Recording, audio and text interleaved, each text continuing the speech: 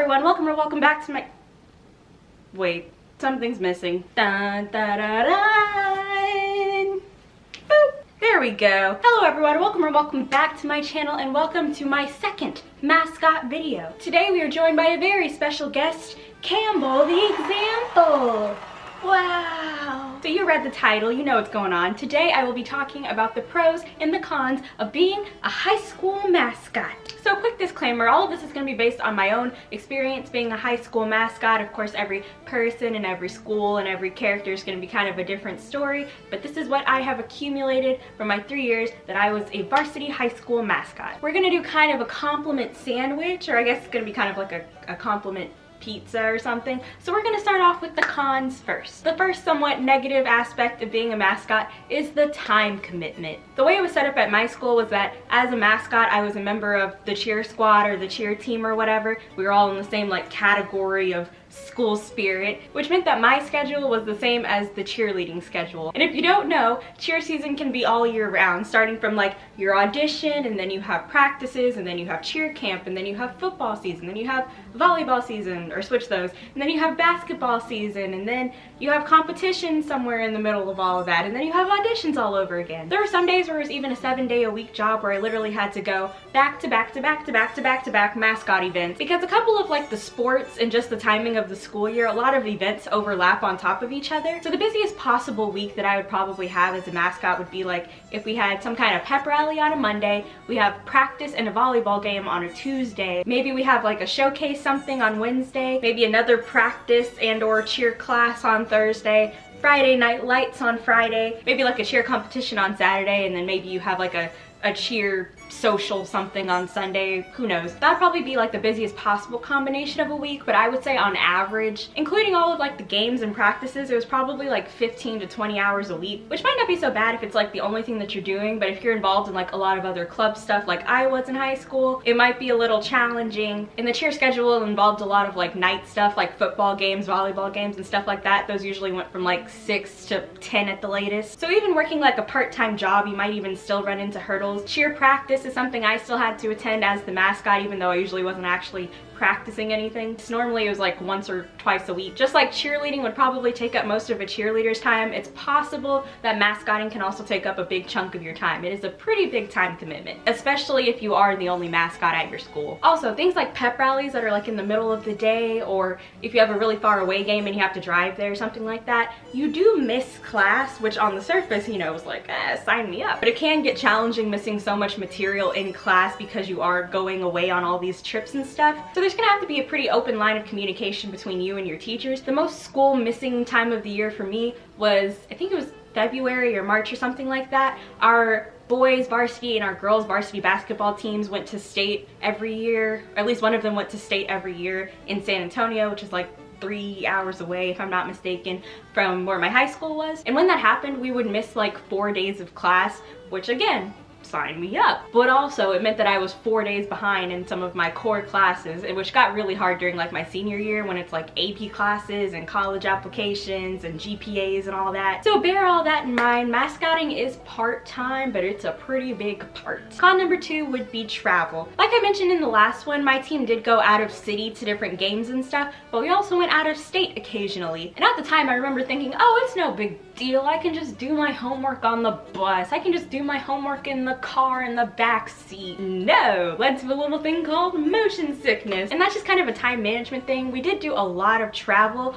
but those travel increments were not actually as productive as I would have thought. Pretty much it was just sit on your phone and listen to music for however long the trip is. Not to mention, I didn't have my own car for 2 of the years that I was the mascot, so things like getting picked up from practice, or sometimes we didn't have a bus because the stadium would technically be like too close for us to get a bus or something. So like there was a lot of coordination that had to go on with me and my parents just getting rides, because we played some pretty far away schools sometimes. So like even if the game ended at like 10 o'clock or something, we might not get back to the school until 11:30 midnight. So that was a lot of coordination that had to happen that I didn't even think about whenever I was trying out to be the mascot. I mentioned in my first mascot video that I transported like my mascot suit in like this big old trash can. That thing was so massively annoying to get on and off school buses. I had to like bring it into school, and like everybody in school would be like, why is this girl dragging a trash can around? And even when we would get to stadiums and gyms and stuff, it was still such a massive headache to carry like the whole trash can up like huge flights of stairs,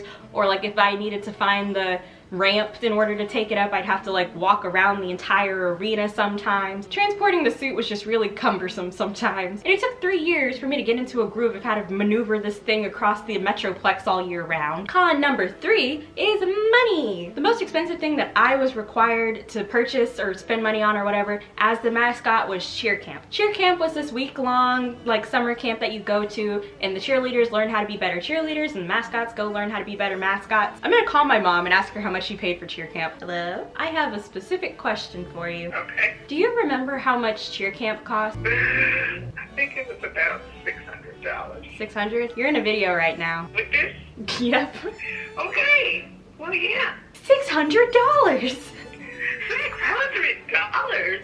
We paid somewhere near $600. Oh, great. Well, thank you for the information, Mother. Okay, no problem. Okay, bye. Bye. Well, there you have it. Cheer camp was like $600 for me. If I'm remembering correctly, that also included the cheer uniforms that I also had to wear to practice. That was at least part of the cost, but yeah, $600. An indirect cost of being a mascot is that because my activity level and my energy was being exerted so much more, I had huge changes in my diet. I was vegan when I became a mascot, but even so, I was eating so many more meals. I was buying so many more snacks for all those long trips that we were taking. I don't know how much I spent on energy drinks. Of the food-related things, most of my money went to energy drinks. Unhealthy, do not recommend, do not do this. I probably had like 2 or 3 energy drinks on the day that I had a performance or something, because that's what I thought I needed. Don't do that, do not recommend. But even after I fell into the groove of things, a big chunk of my little mascot food budget went to energy drinks. There are also other little fees, I would call them comfort fees. Like I got a certain pair of shoes specifically for mascotting, ones that were like real chunky and good for like being on your feet for long periods of time. Clothes, nothing fancy, but just I got more workout gear whenever I became the mascot, because that's kind of what you do, you work out. And other little random stuff, like I had like one of those camel water pouch thingies. My parents got me little like fans for when I take break. I was buying a bunch of bandanas and stuff for my hair, shampoo because I had to wash my hair every single performance, and other little fees like that. I mean, compared to cheerleading, like this little budget that I had didn't even bat an eyelash to what they were probably paying for everything. But still, it was a big chunk. It was way more than I would have thought going into it, because I would have thought you just put on the suit, do your thing, and that's kind of it. Pro tip, some of that stuff that I purchased you could possibly ask your school for, but that'll be for another video. Con number 4 is spirit days. When I say spirit days, I'm talking about whenever you had, you know, like plaid day at school and everybody was supposed to wear plaid to get jazzed up for the game or whatever, or blackout day or nerd day or 90s day or whatever it was. Members of the cheer team were required to dress up for these days. Usually you had to either take a picture or go show the coach in person, but you had to verify that you were in fact dressed in spirit attire. I didn't really mind dressing up for spirit days. It's something I would have done anyway. I liked school spirit, that's why I became the mascot, but it was kind of annoying some days. Some days you just don't feel like it. Some days you don't have the clothes to fit the bill, and it was a grade. Like you would get docked some points if you didn't actually dress up, and that was kind of annoying. Number 5, extreme conditions. This may or may not be a real statistic, but it's something that I think is true, is that inside of a mascot suit, it's supposedly 10 degrees hotter than like the outside environment. So here in Texas, when it's 100 degrees outside, it might feel like 110 in a suit. Sometimes it actually is 115 degrees outside. You get the picture. And boy, oh boy, does one get familiar with the fluids of oneself. There was so much sweat. The amount of sweat that would come off of you after a game was pretty disgusting, might I just say. If I took off my bandana, I could probably wring it and fill a bucket with my own sweat. It was so gross. But that is why it's important to stay hydrated, because in those extreme conditions, you should be worried if you are not sweating. And a common misconception, a lot of people think that like as it gets colder, like, you know, your November football games and stuff like that, a lot of people think that like, oh, you must be so warm in there, you know, it's probably so hot, you're probably so warm and toasty, we're over here shivering, but you're probably good, right? No, that's not how it works. If you're doing your job, you ought to still be sweating even if it is cold outside.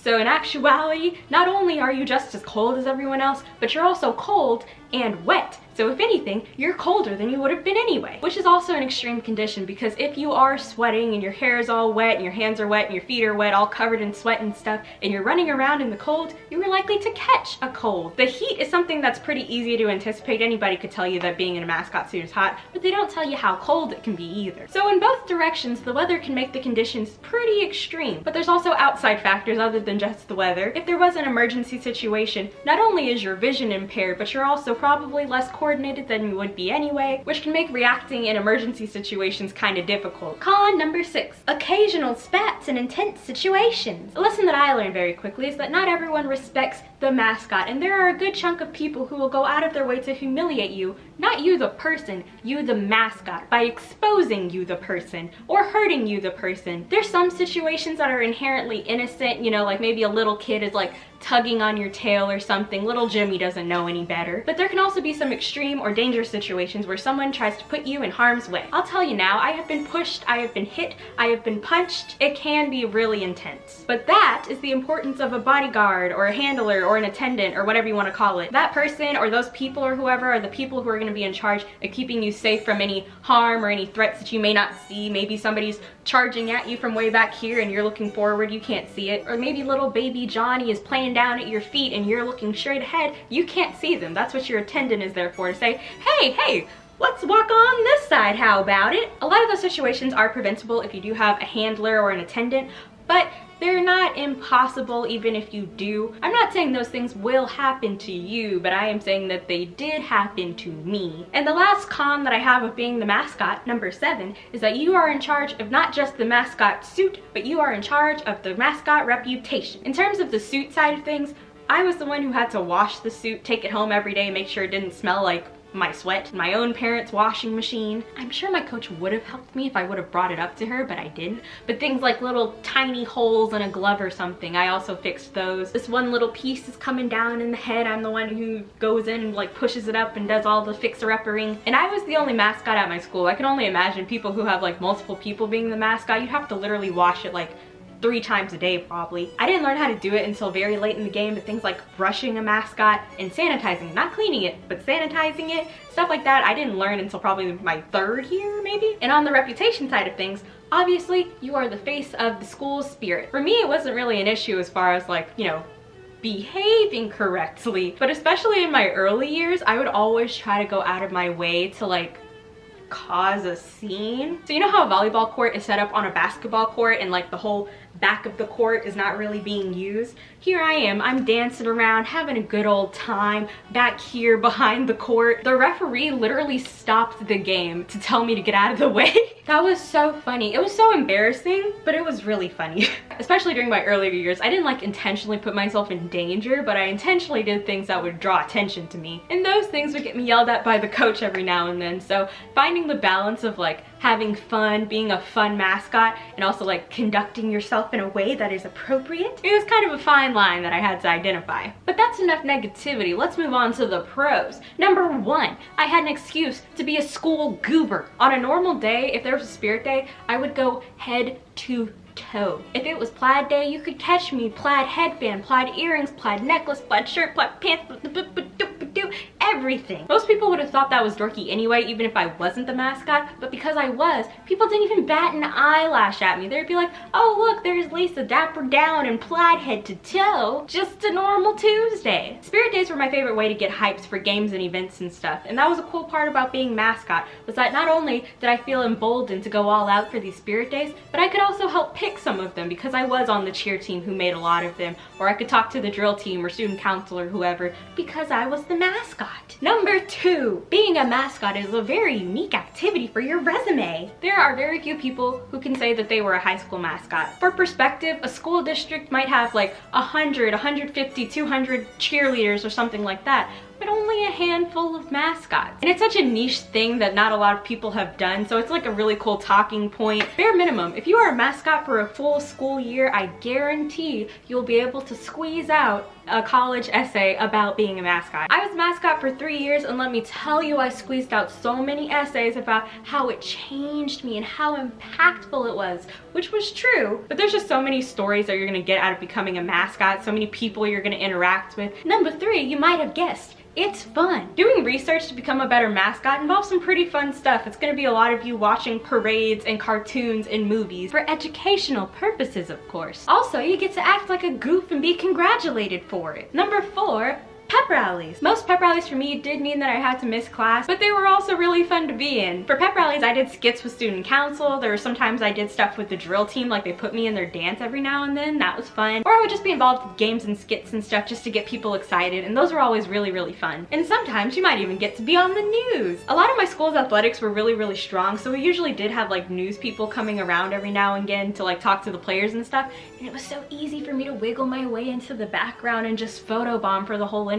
I didn't do it that often, and I did occasionally get in trouble for doing that, but it was fun. Number 5, it can lead to fun jobs. If you are subscribed to this channel, you will probably know that I created it because I got accepted into the Disney College program as a character performer. Disney and Walt Disney World are like industry leaders for entertainment, and I guarantee you that I would not have had the skills to pay the bills if I was not the high school mascot. Now, I didn't actually get to do it because of world events, but that was literally one of my dream jobs. I had that on like vision boards from like the 8th grade to be on the Disney College program. Being the high school mascot also led to probably the most fun job that I will ever have at Six Flags Over Texas. I loved that job, loved everything about it. I would still be doing it if it weren't for current world events. Even if you don't continue being a mascot or anything like that, it is still excellent performing experience. You're entertaining massive audiences, you're doing in-character personal interactions, you're doing character development, you're doing stage presence, you name it. So if you do choose to put mascotting on your resume, it can open the door to other entertainment avenues, especially acting, maybe even public speaking if you have a fear of being in front of people. It will probably help get you over that. It helped me get over that. Number 6, I loved being exposed to the cheer world. On the cheer team, we did go to different competition stuff around the Metroplex. I realized really early with mascotting how cool I think that cheerleading is. Everything about it, the performing, the athleticism, I have so much respect for cheerleaders. One thing about me being on the cheer team is that it made me wish I had joined the cheer team earlier in my school career. Things like tumbling and stunts looked so fun and so impressive, and it was so cool, and I was like, dang, I wish I could do a round off, back handspring, triple, double tuck, this, that, whatever. It was so cool. So I got to see a lot of cheer competitions, a lot of cheer teams, and seeing the scale of like what cheerleading can be, and that was just high school cheerleaders, but seeing the scale of what cheerleading can be was so, I don't even know how to describe it. It was so cool. If you're a cheerleader and you're watching this, 2 claps for you. Even like subcultures of the cheer world. Like before I joined the team, I had never seen any of the Bring It On movies. They had so many like makeup and hair tips that I had never heard of before. And it was just really cool to be a part of a group like that. I know a lot of the cheerleaders from my high school are still friends with each other, which I think is awesome. And last but not least, number 7, I was forced to be healthier as a mascot. As mentioned previously, I was vegan whenever I became a mascot. It was my very first year being vegan. It was my first year being the mascot. So there was already a learning curve of how to feed myself to like this new activity level, but also how to feed myself just in general. And because of both of those things, I saw directly how the food I ate impacted my body. I saw what kind of food satisfied my cravings, but also what kind of foods actually give me the energy that I need for the day. And by necessity, I had to drink way more water to maintain my fluids. I'll kind of compare performing to swimming in that you don't want to eat too close to a performance or else you might feel sick, you might get cramps, it might come back up. So being a mascot also required me to like schedule my meals at certain times of the day. Gone were the days where I would just skip breakfast, have a snack for lunch, and then have a meal at like 9 p.m. That's not how it works as the mascot. So I had to learn how to eat for performing days, but also just in general, how to have square meals, 3 meals a day at the correct times to be able to give my 100% in performance, in school, in life, etc. So there you have it. Those are my 7 pros and my 7 cons